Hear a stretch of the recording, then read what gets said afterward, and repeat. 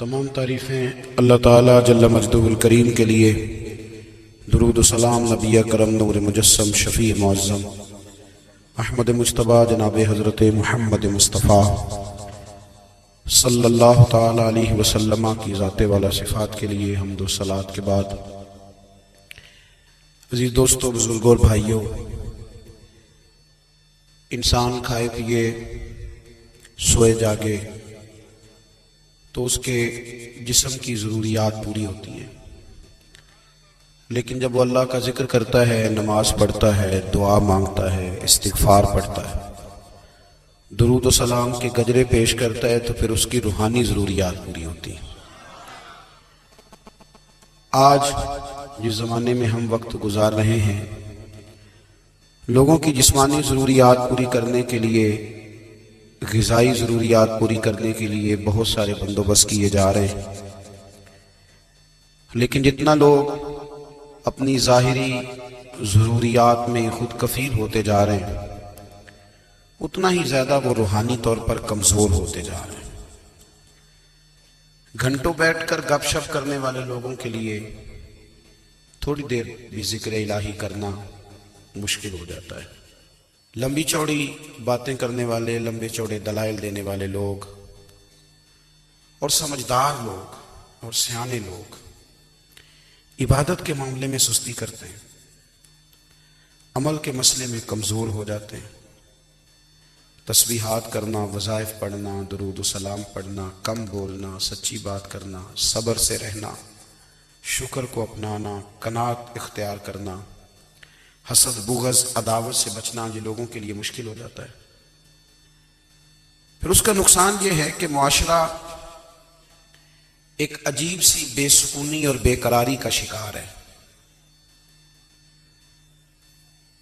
جیب میں بہت زیادہ پیسے رکھنے والا، خوش شکل نظر آنے والا، پیٹ بھر کے روٹی کھانے والا شخص بھی ڈھونڈتا پھرتا ہے کہ آخر میں پریشان ہوں کیوں۔ آپ انسانیت کی تاریخ پڑھیں گے تو آپ کو معلوم ہوگا کہ انسان نے کبھی پتھر کی پوجا کی، کبھی معاذ اللہ چاند سورج کی، درختوں کی، بتوں کی پوجا کی۔ معاذ اللہ یہ غلط ڈائریکشن پہ تو چڑھ گیا، لیکن ایسا نہیں ہے کہ کوئی بندہ دنیا میں آیا ہو اور کسی کی اس نے عبادت نہ کی ہو۔ اس لیے کہ اللہ تبارک و تعالیٰ نے جس طرح ہمارے جسم میں کھانے کی طلب رکھی ہے، پینے کی طلب رکھی ہے، سونے کی طلب رکھی ہے، اسی طرح اللہ تعالیٰ نے عبادت کے لیے طلب رکھی ہے جسم میں۔ یہ تو ہوا کہ انسان گمراہ ہو گیا، غلط رستوں پہ چل نکلا، اس نے جھوٹے معبودوں کی طرف معاذ اللہ توجہ کر لی، لیکن وہ کسی نہ کسی کے سامنے جھکتا رہا، چونکہ اس کے وجود میں طلب تھی، شوق تھا اسے کہ وہ عبادت کرے۔ اللہ تبارک و تعالیٰ جب مسلمان کو توفیق دے اور اللہ کی بارگاہ کی جانب وہ رجوع کرے، تو پھر اس کا رویہ یہ ہونا چاہیے کہ اس کی توجہ ہو اللہ کی جانب۔ ہمارے ہاں تسبیحات پڑھ لی جاتی ہیں اگر کبھی موقع ملے، لیکن وہ خاص انہماک، وہ خاص شوق، وہ خاص ذوق اللہ تبارک و تعالیٰ کی عبادت کا، ایک ہوتا ہے نماز پڑھنا، ایک ہوتا ہے اہتمام کے ساتھ نماز پڑھنا، یعنی ذرا وقت پہ اٹھنا، ذرا صحیح کر کے وضو کرنا، ذرا شوق سے مصلی بچھانا۔ ایک ہوتا ہے تسبیح پڑھ لینا، اور ایک ہوتا ہے ذرا تھوڑا سا نا شوق کے ساتھ اللہ کو یاد کرنا۔ آپ کبھی جو میں نے آیہ کریمہ پڑھی، اس کی آپ شان نزول دیکھیں۔ نبی کریم صلی اللہ تعالیٰ علیہ وسلم کے نا کچھ صحابہ اللہ کی محبت کے شوق میں حضور کی بارگاہ میں حاضر ہوئے، اور انہوں نے آ کے عرض پتہ کیا کیا؟ عرض کرنے لگے، یا رسول اللہ صلی اللہ تعالیٰ علیہ وسلم، سالوں بیت گئے ہیں سجدے کرتے ہوئے، حضور سالوں بیت گئے ہیں تسبیح پڑھتے ہوئے، سالوں بیت گئے کہتے ہوئے کہ سبحان اللہ وہ پاک ہے، ہمیں سالوں بیت گئے یہ کہتے ہوئے کہ اللہ اکبر وہی سب سے بڑا ہے، سالوں بیت گئے کہتے ہوئے کہ الحمدللہ ساری تعریفیں اللہ کے لیے، سالوں بیت گئے اس کی تسبیح کرتے، تحلیل کرتے، تکبیر کہتے۔ حضور اب نہ ہمارا اپنے رب سے ملنے کو جی چاہتا ہے، کبھی اے حقیقت منتظر نظر آنا لباس مجاز میں، لاکھوں سجدے تڑپ رہے ہیں میری جبین نیاز میں۔ اور اقبال کہنے لگے کہ تیرے عشق کی انتہا چاہتا ہوں، تو میری سادگی دیکھ کیا چاہتا ہوں، میرا ذرا سا تو دل ہے مگر شوخ اتنا، میں وہی لن ترانی سنا چاہتا ہوں۔ میرا بھی دل کرتا ہے کہ اللہ میں تجھے کہوں میں تجھے دیکھنا چاہتا ہوں، جس طرح حضرت موسیٰ کلیم علیہ السلام نے کہا تھا، اور تو مجھے کہے کہ لن ترانی تو نہیں دیکھ سکتا، ذرا سا تو دل ہے مگر شوخ اتنا، میں بھی وہی لن ترانی سنا چاہتا ہوں۔ پھر کہنے لگے بھری بزم میں راز کی بات کہہ دی، بڑا بے ادب ہوں سزا چاہتا ہوں۔ دیکھو سب لوگوں کے بیچ ہی میں نے یہ کہہ دیا۔ میرے عزیز صحابہ نا شوق میں، کتنے سارے لوگ ہیں آپ، کتنی ماشاءاللہ بڑی تعداد میں آپ آئیں، ہم بھی کبھی اس شوق میں گئے ہیں کہ ہمارے رب کو دیکھنے کو دل چاہتا ہے، ہمارا جی چاہے وہ کبھی ہمیں ملے، ہم کبھی اس کی زیارت کریں، اس کی بارگاہ کرم میں ہم حاضر ہوں۔ صحابہ نے عرض کیا یا رسول اللہ صلی اللہ تعالی وسلم ہمارا رب کہاں ہے؟ ہمارا نا اپنے رب کو دیکھنے کو جی چاہتا ہے۔ جب صحابہ نے یہ عرض کیا تو اللہ نے قرآن مجید نازل کیا، فرمایا وَإِذَا سَأَلَكَ عِبَادِي عَنِّي فَإِنِّي قَرِيبٌ، محبوب جب میرے بندے آپ کی بارگاہ میں آ کے میرے بارے میں پوچھے نا تو ان سے کہہ دینا میں ان کے قریب ہی ہوں، قریب ہی ہوں۔ دلیل کیا ہے؟ آئی اذا دان، یہ جب بھی مجھ سے دعا مانگیں گے میں ان کی دعاؤں کو قبول فرماؤں گا، میں ان کے قریب ہوں، میں ان کے قریب ہوں۔ یہ جب بھی دعا مانگیں گے نا میں قبول کروں گا، میں ان کے قریب ہوں۔ اللہ تبارک و تعالیٰ کے بندے اللہ سے محبت کرتے، رب کی بارگاہ میں جھکتے، اس کو اپنے دکھ سناتے، اس کے پیارے محبوب صلی اللہ تعالیٰ علیہ وسلم کا وسیلہ لے کے اس کے حضور حاضر ہو جاتے، پیشانیاں سجدوں سے روشن ہوتی۔ ہم نا ہر چیز کے لیے وقت نکالتے ہیں، ہر چیز کے لیے، لیکن عبادت کے لیے وقت نہیں نکالتے۔ ہر شے آباد ہے، ہر شے، ہماری فیس بک بھی آباد ہے، واٹس ایپ بھی آباد ہے، ہمارے ٹویٹر بھی آباد ہیں، ہماری ہر چیز آباد ہے۔ سب سے کم آباد ہمارا مصلی رہ گیا ہے، سب سے کم۔ وہ لوگ اب ڈھونڈنے سے ملتے ہیں جن کی بغل میں مصلی ہوتا تھا۔ میرے بھائی آپ کتنا کو دنیا کے پیچھے بھاگو گے تھکا دے گی، کتنا دولت کے پیچھے بھاگو گے تھکا دے گی۔ آپ جب اپنی زندگی میں جمع تفریق کرو گے نا تو مرتے وقت احساس ہوگا کہ سارا کچھ تو لوگوں کے لیے کیا، اپنے لیے تو کر ہی کچھ نہیں سکے۔ اور ہم عبادت کے معاملے میں بہانے بازی بھی کرتے ہیں، ہم کہتے ہیں اوہو رزق کمانا بھی تو عبادت ہی ہے نا، تو میں حلال روزی کے لیے جا رہا ہوں، یہ بھی تو عبادت ہے نا۔ میری طرح کے لوگ کہہ دیتے ہیں کہ میں سویرے اٹھ کے مدرسے میں کچھ اسباق دیکھتا ہوں تو یہ بھی تو عبادت ہے، میں بیان کرنے کے لیے مطالعہ کرتا ہوں تو یہ بھی تو عبادت ہے نا، اتنے لمبے سفر کر کے ملک میں دنیا میں گھومتا ہوں تو یہ بھی تو میں عبادت ہی کر رہا ہوں۔ اب اسپیشل نفلوں کے لیے وقت کس طرح نکلے، اسپیشل کر کے تسبیح میں کیسے چلاؤں، میں سارا کچھ ہم بہانے بنا لیتے ہیں نا۔ میرا سوال یہ ہے کہ یہ ساری باتیں صحابہ کو، نبی کریم کو، دیگر لوگوں کو بھی تو پتہ تھی نا، لیکن آپ غور تو کریں 23 سال حضور کو وقت ملا، مختصر وقت ظاہراً تبلیغ کرنے کے لیے، پوری دنیا میں دین بھی پھیلانا ہے۔ گھر میں 11 ازواج ہیں، 4 بیٹیاں ہیں، ان کی اولادیں، سارے کام کاج بھی دیکھنے ہیں۔ لیکن سیدہ طیبہ طاہرہ حضرت عائشہ صدیقہ رضی اللہ تعالیٰ عنہ فرماتی ہیں سارا دن تبلیغ کرتے، ہر غلام کے دکھ سنتے، گھر میں آتے تو اپنے گھر والوں کا خیال کرتے، کام میں ہمارا ہاتھ بٹاتے۔ قربان جاؤں، کہتی ہیں زمانہ سارا سو جاتا لیکن آمنہ کے لال مصلی بچھا لیتے۔ دنیا سو گئی، ساری سب سو گئے، جو خدام تھے، وہ جو غلام تھے، وہ سو گئے۔ صحیح مسلم میں لفظ ملیں گے، سیدہ پاک فرماتی ہیں او میرے نبی کے غلاموں، میں نے یہ رنگ بھی دیکھا ہے کہ حضور نے اتنا کھڑے رہے، اتنا قیام کیا، اتنا قیام کیا کہ مقدس پیروں میں ورم آ گئے، سوج گئے پیر، اتنے بڑے۔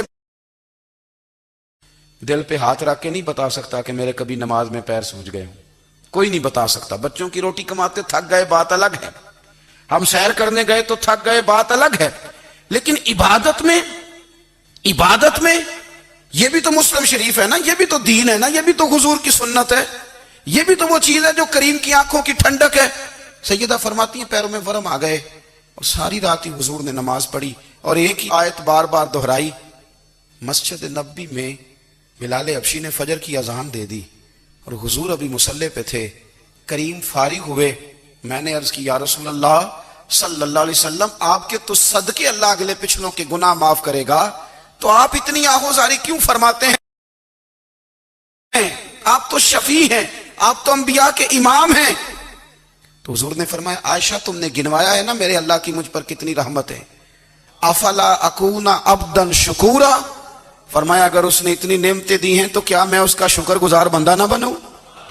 میں شکر گزار بندہ نہ بنوں اس کا؟ پھر اگر اتنی نعمتیں اس نے دی ہیں, مجھے اتنا نوازا ہے, تو پھر میں اس کے سامنے سجدے نہ کروں؟ او میرے بھائی, بڑے قابل فخر لوگ ہیں ہم کہ ہم نبی پاک کے غلام ہیں. ہم قابل فخر ہیں کہ نبی کریم کے غلام ہیں. کیا کبھی اس غلامی کے شکرانے میں بھی 2 نفل پڑے کہ یا اللہ تیرا شکر ہے تو نے ہمیں حضور کا غلام بنایا ہے؟ یاد رکھیں کہ اپنی روحانی زندگی کو آباد کریں, استغفار پڑھیں, تسبیحات کریں. حضرت عبداللہ ابن عمر رضی اللہ تعالیٰ عنہ حضرت عمر کے صاحبزادے, مکہ مکرمہ میں ان کی قبر ہے. میں نے جب انہیں پڑھا تو مجھے ان سے بڑا پیار ہو گیا. لیکن آپ کو پتہ ہے وہاں جا کے کسی شخص کا مزار تلاش کرنا یا پوچھنا ایک مشکل کام ہوتا ہے.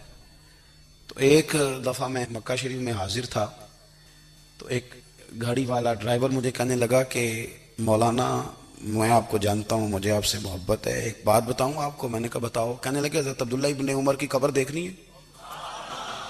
میں نے کہا یہ تو نہیں کہہ رہا, یہ کسی نے بندوبست کرایا ہے, یہ اللہ نے تیرے دل میں بات ڈالی ہے, یہ ہو گیا تو لے چل مجھے. حضرت عبداللہ ابن عمر کو نبی پاک نے فرمایا تھا راجل صالح, یہ نیک بندہ ہے, یہ متقی آدمی. حضرت عبداللہ ابن عمر رضی اللہ تعالیٰ عنہ سیدنا فاروق اعظم رضی اللہ تعالیٰ عنہ کے صاحبزادے ہیں, اور ان کی ہمشیرہ سیدہ حفصہ رضی اللہ تعالیٰ عنہ حضور کی زوجہ محترمہ. ایک دن اپنی ہمشیرہ سے کہنے لگے کہ نبی کریم صلی اللہ تعالیٰ علیہ وسلم گھر میں آئے نا, اور اگر حضور غم امت میں پریشان نہ ہوں, طبیعت کو حشاش بشاش دیکھو, تو ذرا پوچھنا تو صحیح حضور کا میرے بارے میں کیا خیال ہے. پوچھنا تو صحیح کہ کریم کی بارگاہ میں میرا کیا مقام ہے, میرے بارے میں حضور کیا فرماتے ہیں. اب بہن کو کام بتائے اور بتائے بھی بھائی, اور پھر بہن وہ کام نہ کرے, یہ تاریخ میں ہوتا نہیں. حضرت عمر فاروق رضی اللہ تعالیٰ عنہ کی صاحبزادی ام المومنین رضی اللہ تعالیٰ عنہ فرماتی ہیں کہ میں تو بس منتظر تھی. انہوں نے تو کہا تھا نا کہ اگر تم حشاش بشاش دیکھو تو بات کرنا, لیکن حضور تشریف لائے, میری باری تھی, میرے گھر تشریف لائے, کھانا پیش کیا, تو فوراً میں نے عرض کی حضور ایک بات پوچھنی تھی. تو حضور نے فرمایا پوچھئے. میں نے عرض کی حضور میرے بھائی عبداللہ ابن عمر کے بارے میں آپ کا کیا خیال ہے؟ نوجوانوں میری بات پہ غور کرنا, میرے بھائی کے بارے میں آپ کا کیا خیال ہے؟ تو نبی کریم صلی اللہ تعالیٰ علیہ وآلہ وسلم نے میری طرف دیکھا, اور پھر حضور زیر لب تھوڑا مسکرائے. اور بریلی کے امام کہتے ہیں کہ حضور مسکرا دیتے تھے نا, تو جو بڑا دکھی ہوتا تھا وہ بھی ہنس پڑتا تھا. اب سوال پیدا ہوتا تھا کہ پھر تو اس مسکراہٹ کے لیے انتظار کرنا پڑتا ہوگا کئی مہینے کہ حضور مسکرائیں تو رونے والے ہنسے. تو اعلیٰ حضرت فرماتے نہیں, انتظار نہیں کرنا پڑتا, یہ مسکراتے رہنا تو حضور کی عادت ہے. جس کی تسکین سے روتے ہوئے ہنس پڑے, اس تبسم کی عادت پہ لاکھوں سلام. یعنی یہ تو عادت ہے حضور کی مسکراتے رہنا, اس کے لیے انتظار نہیں کرنا پڑتا. بھائیو آپ خیال رکھیں گے, غور کریں گے. حضرت عبداللہ ابن عمر رضی اللہ تعالیٰ عنہ کے بارے میں پوچھا تو سیدہ فرماتی ہیں کہ نبی کریم صلی اللہ تعالیٰ علیہ وسلم نہ زیر لب مسکرائے اور فرمایا حفصہ تیرا بھائی ہے تو اچھا, لیکن میں نے سنا ہے کہ عشاء کی نماز پڑھتا ہے تو فجر تک سویا ہی رہتا ہے. او نوجوانوں, 10 بجے تک سونے کی بات نہیں ہوئی, 9 بجے تک سونے کی بات نہیں ہوئی, 11 بجے اٹھنے کی بات نہیں. حضور فرمانے لگے میں نے سنا ہے کہ عشاء کی نماز پڑھ کے سو جاتا ہے اور فجر تک سویا ہی رہتا ہے. اسے چاہیے کہ تہجد کے وقت اٹھا کرے, اللہ کی بارگاہ میں حاضر ہوا کرے, آہوزاری کرے, سجدے کرے, عبادت کرے. اٹھتا ہے اور فجر میں جا کے اٹھتا ہے. حضرت جناب حفصہ رضی اللہ تعالیٰ عنہ کہتی ہے میں نے جناب عبداللہ ابن عمر کو پیغام دیا اور میں نے کہا میرے جوان بھائی سن. نبی پاک نے فرمایا ہے تو اچھا پر تہجد میں نہیں اٹھتا, نفل نہیں پڑھتا. او میری ملت کے جوانوں, مزہ نہیں آ جاتا جب ساری دنیا سوئی ہو, ساری دنیا, اور بستر بھی گرم ہو اور نیند بھی پورا غلبہ کر رہی ہو اور اچانک گھنٹی بجے دماغ میں، آنکھ کھلے، گھڑی پہ نظر پڑے، 3:30 4 بجے کا پیغام گھڑی بتائے، اور کوئی چڑھتی جوانی والا اٹھ کے وضو کرے، اور جب وہ مصلی کھول کے بچھائے تو مدینے والے محبوب کہتے ہیں کہ ہر نماز پہ رب ثواب دیتا ہے، اور جو اٹھ کے تہجد کی نماز پڑھے اسے دیکھ کے تو رب مسکراتا ہے، جو اس کی شان کے لائق ہے، جو اس کی شان کے لائق، وہ مسکراتا ہے، خوش ہوتا ہے کہ میرا بندہ تہجد میں اٹھ گیا، وہ مسکراتا ہے۔ کاش ہماری صبحیں کبھی اپنے مالک کے نام ہو جائیں، کاش کے صبح۔ حضرت ابو الحسن رحمۃ اللہ تعالی علیہ حضرت معاذ ابن جبل رضی اللہ تعالیٰ عنہ کے پاس بیٹھا کرتے تھے، فرماتے ہیں ان سے جو پیار بڑھا تو پھر میرا مصلی سے بھی بڑھ گیا۔ تابعی ہیں، فرماتے ہیں صحابی رسول سے محبت ہوئی تو ذکر سے بھی ہو گئی، پھر درود شریف سے بھی ہو گئی، محبت ان سے بڑھی تو پھر اللہ نے مسجد کا پیار بھی بڑھا دیا۔ آپ فرماتے ہیں کہ میری ہر وقت طبیعت چاہتی تھی کہ بس اللہ اللہ کروں، بس اللہ اللہ کروں، بس نہ میں ذرا تھوڑی جان چھڑاؤں لوگوں سے، 10 منٹ ملے تو میں کچھ 4 نفل پڑھ لوں، میں تھوڑا سا نہ بچوں لوگوں سے، اور مجھے تسبیح ملے تو میں نہ کچھ 400-500 دفعہ استغفار پڑھوں، سبحان اللہ، الحمدللہ، اللہ اکبر، لا حول ولا قوت الا باللہ، میں نہ تسبیحات پڑھوں۔ فرماتے ہیں کہ بچے تھے گھر میں 6-7، غربت تھی، کام ملتا کوئی نہیں تھا، اور میں کام چور نہیں تھا، کام ڈھونڈتا تھا، پر اللہ کی قدرت کے کام نہیں ملتا تھا۔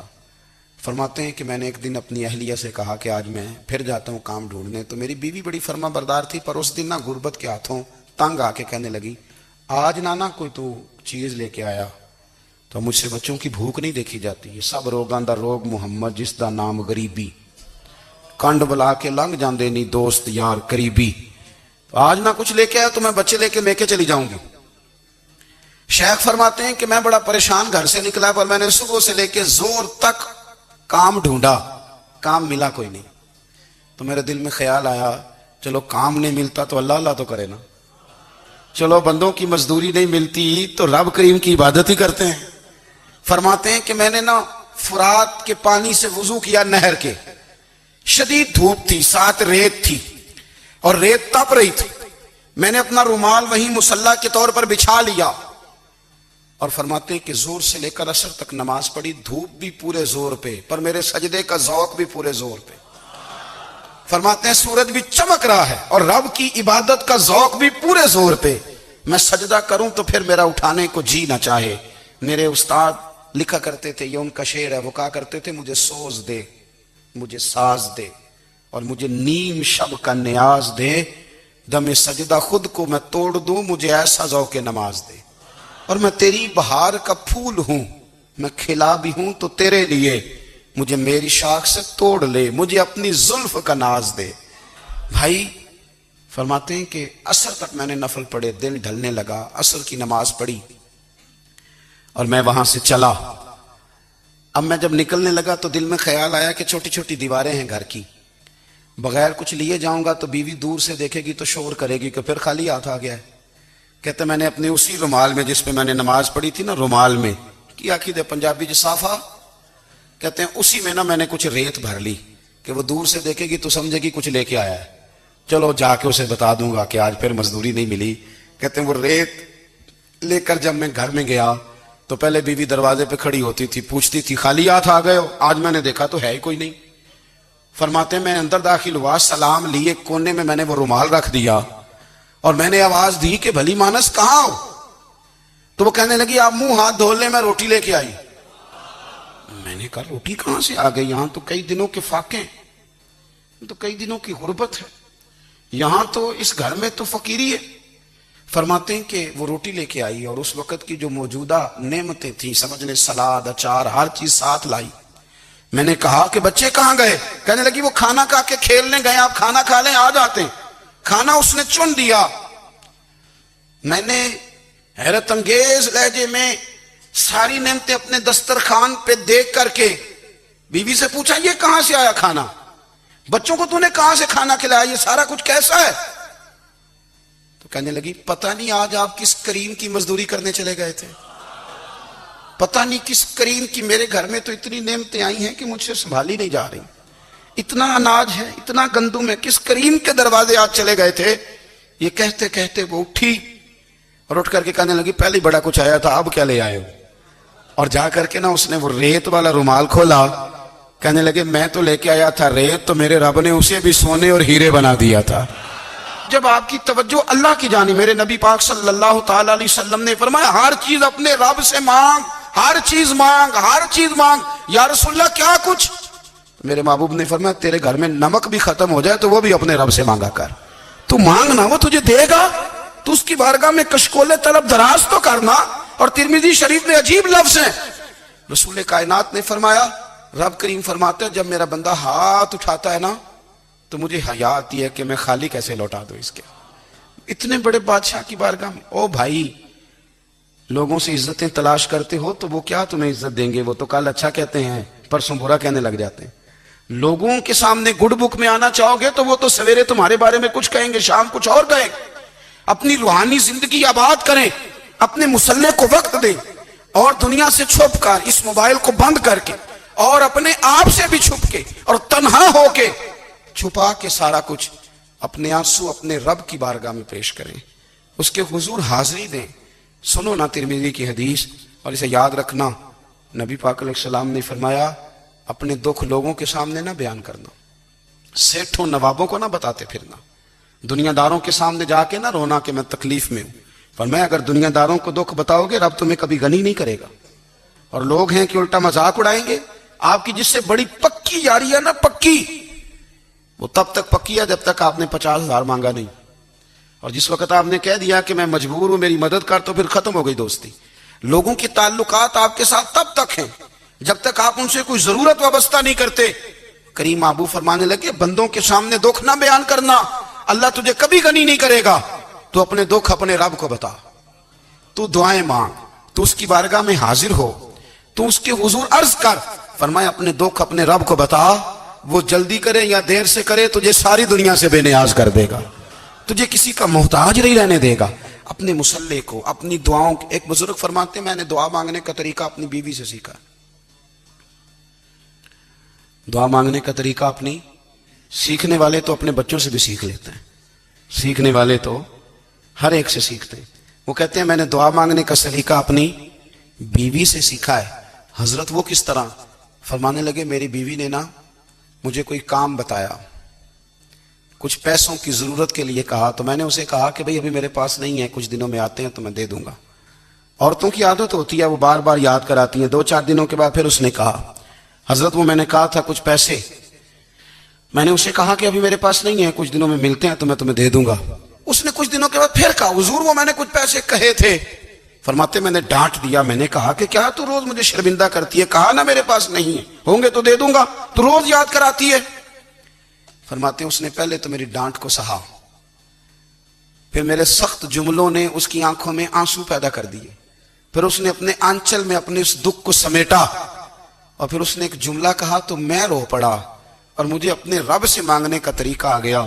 مجھے کہنے لگی حضرت جی آپ نے ڈانٹ دیا، میں نے سہ لیا، پر آپ ہی میرے شوہر ہیں، بتائیں نا آپ سے نہ کہوں تو میں کس سے جا کے کہوں۔ فرماتے ہیں میں رو پڑا، اور میں کھل کے رویا، اور میں تڑپ کے رویا، اور پھر میری سسکیاں بند گئیں۔ تو مجھے کہنے لگی آپ کو کیا ہوا؟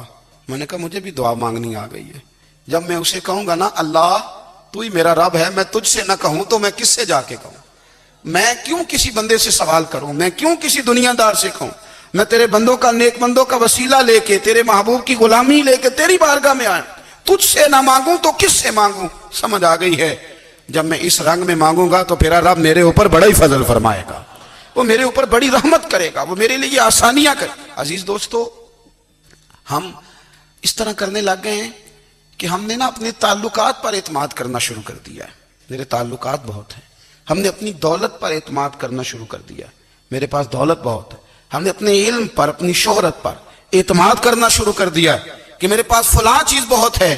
یاد رکھنا جب بے نیاز اپنی صفت بے نیازی دکھاتا ہے تو بڑی بڑی دولتوں والے مجبور نظر آتے ہیں۔ بھائیو جب انسان کا رشتہ اپنے مالک کے ساتھ ہوتا ہے پھر تو غم بھی کچھ نہیں کہتے، پریشانیاں بھی کچھ نہیں کہتی، پھر تو زندگی صبر والی، پھر تو زندگی توکل والی، پھر تو زندگی بھروسے والی، پھر انسان اپنے آپ کو رسوا نہیں کرتا، دنیا داروں سے امیدیں اس کی ختم ہو جاتی، امیدیں اللہ رسول سے لگا لیتا، مضبوط ہو جاتا ہے، مضبوط طاقتور ہو جاتا ہے، خوددار ہو جاتا ہے، باوقار باعزت ہو جاتا ہے۔ حضرت بہلول دانا رحمت اللہ علیہ بیٹھے تھے تو ہارون رشید حج کر کے آ رہا تھا، تو رستے میں حضرت شیخ سے ملاقات ہو گئی، تو السلام علیکم کے بعد کہنے لگا حضور کوئی حکم ہو تو بتائیے گا۔ تو حضرت بہلول دانا فرمانے لگے تیرا رب کون ہے؟ اس نے کہا اللہ۔ تو فرمایا میرا کون ہے؟ کہا اللہ۔ فرمانے لگے تو بڑا ہی بیوقوف ہے، کیا تو یہ سمجھتا ہے کہ رب ہارون رشید کو تو دے گا اور بہلول دانا کو بھول جائے گا؟ تیرا بھی وہی رب ہے، میرا بھی وہی رب ہے، اس نے اگر تجھے دے کے آزمایا ہے تو ہو سکتا ہے مجھے نہ دے کے آزما رہا ہو، جب اس کی حکمت کے تقاضے ہوں گے تو عطا کرے گا اور دے گا، تو جا اپنا کام کر۔ بھائی اپنی روحانی زندگی، اپنی عبادات، اپنے وظائف، اپنے روزمرہ کے معاملات، اپنی دعائیں، اپنا استغفار، دیکھو کوئی مشکل کام تو نہیں، 2 رکوع ہیں سورہ واقعہ کے اگر رات کو پڑھ لی جائے تو۔ میں کس طرح یہ بات بیان کروں کہ تعویذ بانٹنا آسان ہے اور وظیفہ بتانا مشکل ہے؟ سارا دن تعویذ بانٹیں تو لوگ لینے کو تیار ہیں، اور اگر آپ وظیفہ بتائیں تو کہتے ہیں تو مشکل کام ہے۔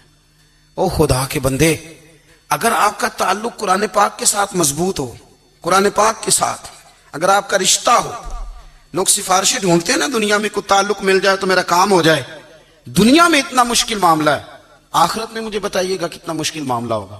میرے نبی پاک صلی اللہ تعالی علیہ وسلم نے فرمایا جو لوگ سورہ ملک پڑھا کرتے تھے نا، سورہ ملک، یہ سورت ملک قیامت میں ان کی سفارش کرے گی، اور اس طرح کرے گی کہ کہے گی اے اللہ یہاں اس بندے کو جنت میں داخل کر دے یا مجھے قرآن پاک سے علیحدہ کر دے، تو رب فرمائے گا جا اس کا دامن تھام کے اسے جنت تک پہنچایا۔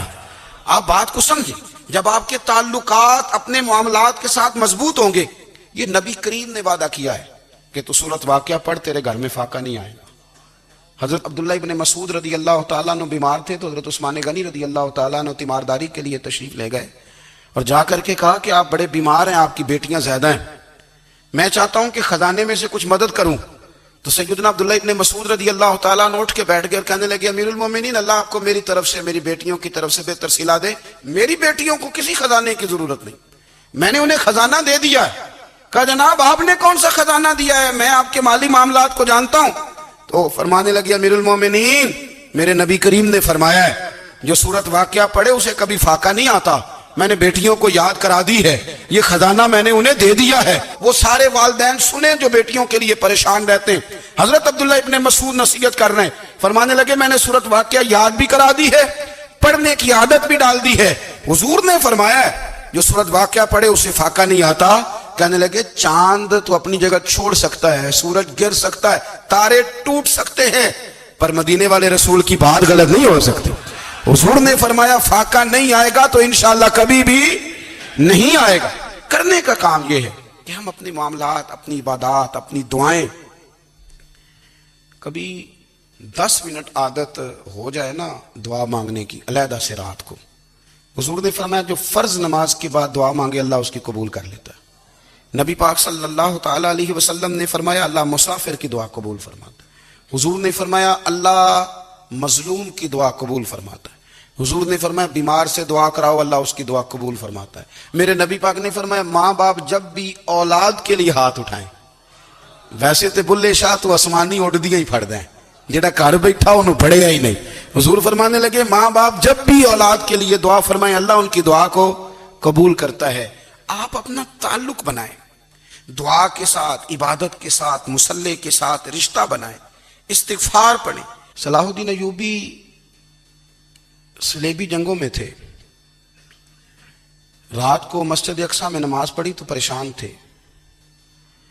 ایک بزرگ سے ملاقات ہوئی تو وہ کہنے لگے کہ آپ بڑے پریشان ہیں۔ کہنے لگے حضور پریشان اس لیے ہوں کہ پہلے ہی مسلمان کمزور ہے، اب میں نے سنا ہے دشمن کا ایک بحری بیڑا وہ جنگی سامان سے بھرا ہوا آ رہا ہے، تو اب ان کے پاس اور تلواریں اور نیزے آ جائیں گے، مسلمانوں کے پاس پہلے ہی وسائل کی کمی ہے، پریشان ہوں کس طرح کر کے مقابلہ کریں گے۔ یہ بات کہتے ہی صلاح الدین ایوبی نے بزرگوں سے کہا حضور آپ بھی دعا کرنا، دعا کی بڑی طاقت ہے۔ میرے نبی پاک نے فرمایا دعا مومن کا ہتھیار ہے، دعا مومن کا، دعا مومن کا۔ حضور نے فرمایا تقدیر کو سوائے دعا کے کوئی چیز نہیں بدل سکتی، دعا مومن کا ہتھیار ہے، یہ کافر کے پاس کوئی نہیں، یہ ہتھیار ہے مومن کا۔ اللہ کرے آپ کو سمجھ آئے، پھر سنیں، کئی بار کہہ چکا ہوں، یہ ہتھیار ہے۔ کافر کے مقابلے میں جو تیرے پاس سب سے بڑا ہتھیار ہے وہ دعا ہے۔ دعائیں کرانی چھوڑ دی، کرنی چھوڑ دی، لینی چھوڑ دی۔ حضرت سیدنا انس بن مالک رضی اللہ تعالیٰ عنہ فرمایا کرتے تھے، میں نے وہ رنگ دیکھا ہے جب حضور دعا مانگتے تھے اور حضور کی مقدس آنکھوں میں آنسو بھی ساتھ ہی بہا کرتے تھے، میں نے وہ انداز دیکھا۔ تو صلاح الدین ایوبی بزرگ سے کہنے لگے آپ بھی دعا کیجیے، اور خود رونے لگے اور سر سجدے میں رکھ کے رونے لگے، اور عشاء سے لے کر فجر تک روئے، خوب روئے۔ صبح وہ بزرگ آئے تو صلاح الدین ایوبی کا خوبصورت اور ہنستا ہوا چہرہ دیکھا، کہنے لگے آپ بڑے خوش ہیں، رات تو میں نے بڑے روتے ہوئے دیکھا تھا۔ تو کہنے لگے حضور وہ جو بحری بیڑا آ رہا تھا نا وہ پانی میں ڈوب گیا ہے، اب وہ نہیں آ رہا، ابھی خبر آئی ہے تو میں بڑا خوش ہوں۔ بزرگ کہنے لگے اٹھ سینے سے لگ، اور سونے کے بعد وہ بحری بیڑا پانی میں نہیں ڈوبا، وہ تیرے آنسوؤں میں ڈوب گیا ہے۔ وہ جو تو رات رویا ہے نا رب کریم کی بارگاہ میں، تو وہ ڈوب گیا ہے۔ بھائی اپنا مصلے کا، عبادت کا، وظائف کا، اللہ اللہ کا سلسلہ اس کو مضبوط کرے، اپنی دعاؤں کے تعلق کو مضبوط کرے۔ دعائیں بڑے انقلاب برپا کر دیتی ہیں۔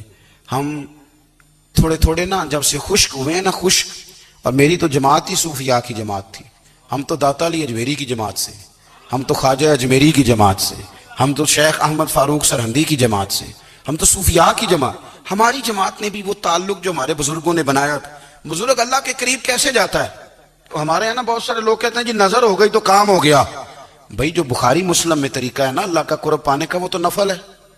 نبی کریم علیہ السلام نے فرمایا بندہ نفلوں کے ذریعے رب کے قریب جاتا ہے، اور اتنا قریب جاتا ہے کہ پھر اللہ اس کی زبان بن جاتا ہے، اللہ اس کی آنکھیں بن جاتا ہے، کان بن جاتا ہے، ہاتھ اور پیر بن جاتا ہے۔ تو یہ تو عبادت ہے، یہ تو اللہ کی بارگاہ کی حاضری ہے جو آپ کو اللہ کے قریب کرے گی۔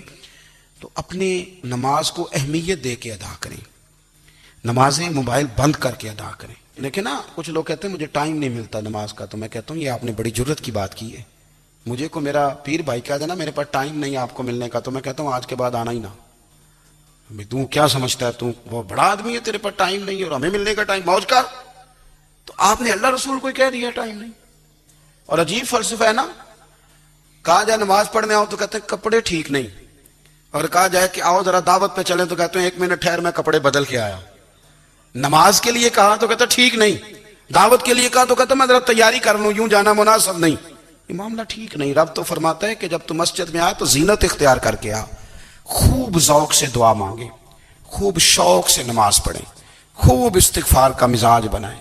آپ لوگوں کے بیچ رہ کے سکھ حاصل کرنا چاہتے ہیں، لیکن آپ کو پتہ ہے کئی مہینے غار حرا میں رہنا بھی مدینے والے محبوب کا طریقہ ہے۔ ہر سال اعتکاف بیٹھنا الگ سے، یہ بھی حضور کا طریقہ ہے۔ مسجد نبوی کے اندر دروازہ کھلتا تھا نبی کریم کا، پر گھر کے اندر نفل پڑھے نبی پاک، اور حضور فرماتے ہیں کچھ نفل نماز گھر میں بھی پڑھا کرو، گھر کو قبرستان نہ بناؤ۔ ہمارا گھر اللہ کے ذکر سے آباد ہوگا۔ اگر ہم نماز پڑھیں گے نا، میں جب سنت پڑھنے کے لیے گھر میں کھڑا ہوتا ہوں تو میرا جو 2.5-3 سال کا بیٹا ہے نا، وہ بھی میرے ساتھ نماز پڑھنی شروع کر دے۔ اسے پتہ کوئی نہیں نماز کیا ہوتی ہے، لیکن وہ بھی نا سجدہ نہ بھی کرنا ہے تو ساتھ لیٹ ضرور جاتا ہے۔ پتہ چلا بچے لیکچر دینے سے نماز نہیں پڑھتے، نماز شروع کر دیں تو بچے بھی شروع کر دیتے ہیں۔ ہم جب پریشان ہوتے ہیں تو لیکچر دیتے ہیں، تو لیکچر تو باہر شاید چل جائے، گھر میں کیسے چلے گا؟ گھر میں تو عمل چلے گا۔ تو میرے عزیز، آج کے اس روحانی اجتماع میں ہمارے دوستوں نے جو محنت کی، ہم نے بار بار اپنی نیت سے پوچھا، خدا ہمیں معاف کرے اگر کوئی ذاتی شہرت ہے، کوئی ہمارے ذاتی مفادات ہیں، رب ہمیں ہدایت دے۔ ہماری یہ خواہش تھی کہ روحانی اجتماع ہمیں تھوڑا سا اللہ اور اس کے رسول کے جانب مائل کرے، کچھ ہمارا رشتہ مصلی کے ساتھ مضبوط کرے۔